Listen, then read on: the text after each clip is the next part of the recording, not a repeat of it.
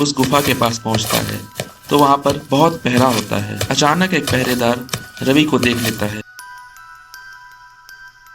रवि अपनी माँ के साथ एक छोटे से गांव में रहता था।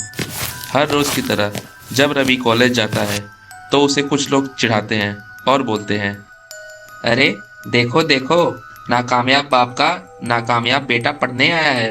अरे भाई, तुम लोग इसे क्यों चिढ़ाते हो?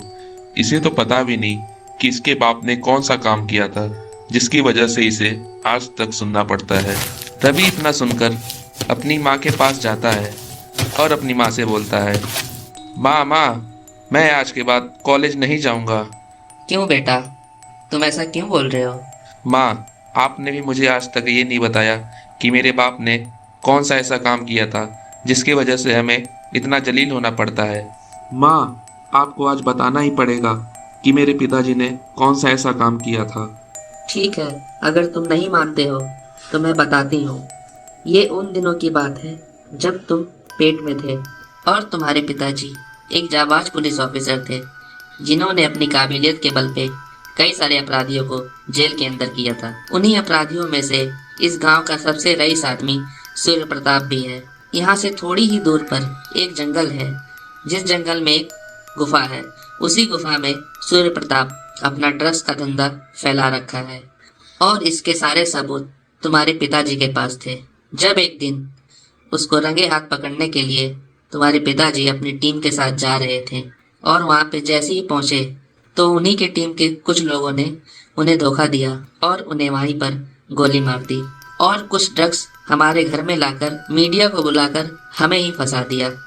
तब से लेकर आज तक हमें सभी लोग बहुत भला बुरा कहते हैं। बेटा, ये अब हमारी जिंदगी का हिस्सा है और हमें इसी के साथ रहना पड़ेगा। नहीं माँ, मैं इस चीज को बदलूंगा।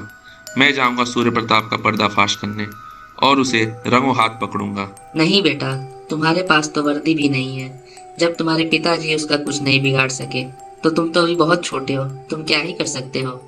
नहीं माँ, मैं बिना उसको रंगे हाथ पकड़े शांति से नहीं बैठूंगा। ठीक है बेटा, अगर तुम नहीं मानते हो तो जाओ, लेकिन अपना ख्याल रखना। इतना कहने के बाद रवि अपने पिताजी के कमरे में जाता है और वहां से सूर्य प्रताप की सारी डिटेल्स निकालता है और उसी गुफा की तरफ चल पड़ता है। रवि जब उस गुफा के पास पहुंचता है तो वहां पर बहुत पहरा होता है। अचानक एक पहरेदार रवि को देख लेता है और सूर्य प्रताप के आदमी रवि को पकड़कर अंदर ले जाते हैं। अरे मालिक, ये तो उसी इंस्पेक्टर का लड़का है जिसे हमने यहाँ पर मारा था। अच्छा, तो अब बेटा आया है हमसे बदला लेने। इसके बाप को तो हमने उसकी जगह भेज दिया, लगता है अब बेटे को भी वहीं भेजना पड़ेगा। जब तेरा बाप पुलिस था वो मेरा कुछ नहीं बिगाड़ सका। तू तो एक आम आदमी है, तू मेरा क्या ही बिगाड़ सकता है। ले जाओ इसको और इसे वहीं पर बंद कर दो जहाँ इसके बाप को बंद किया था। फिर उसके आदमी रवि को ले जाकर एक कमरे में बंद कर देते हैं। जब रात गहरी हो जाती है तभी रवि के सामने उसके पिताजी प्रकट होते हैं और बोलते हैं, बेटा, तुमने अपनी जान खतरे में क्यों डाली? ये बहुत पावरफुल आदमी है, कई पुलिसकर्मी इसके साथ मिले हुए हैं, ये बच जाएगा। पिताजी, इसके बारे में माँ ने सब कुछ बता रखा है और इसीलिए मैं कुछ सोचकर ही यहाँ आया हूँ। मैं इसके काले धंधे का सबूत इस फ़ोन में रिकॉर्ड करूँगा और ले जाकर मीडिया को दिखाऊंगा, तभी इसको सज़ा मिल सकती है। बस आप मुझे इस कमरे से बाहर निकाल दीजिए। फिर उसके पिता ने वो दरवाज़ा खोल दिया और रवि उस काले धंधे का सारा रिकॉर्डिंग अपने फ़ोन में सेव कर लेता है। तभी उसके आदमी जग जाते हैं और रवि को पकड़कर मारने लगते हैं। तभी अनाउंसमेंट होता है, सूर्य प्रताप, पुलिस ने तुम्हें चारों तरफ से घेर लिया है, अपने आप को पुलिस के हवाले कर दो। अरे, ये कैसे हुआ? पुलिस तो हमारे साथ है, फिर हमारे खिलाफ कैसे आ गई? फिर रवि मुस्कुराता है और बोलता है, मैं यहाँ आने से पहले अपने दोस्त से मिला था जो मीडिया में था और मैंने उसको सारी सच्चाई बता रखी थी, इसीलिए मैं यहाँ पर आया था। वो पुलिस के पास गया और पुलिस को लेकर यहाँ आया और तुम्हें रंगे हाथों पकड़ लिया।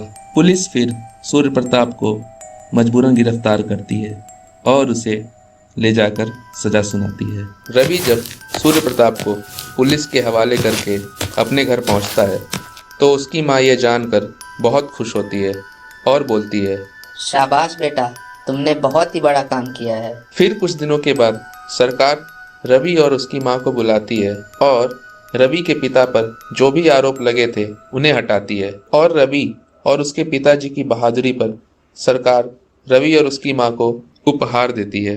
अब रवि और उसकी माँ गांव में सम्मान के साथ रहते हैं और सब उनकी बहुत इज्जत करते हैं।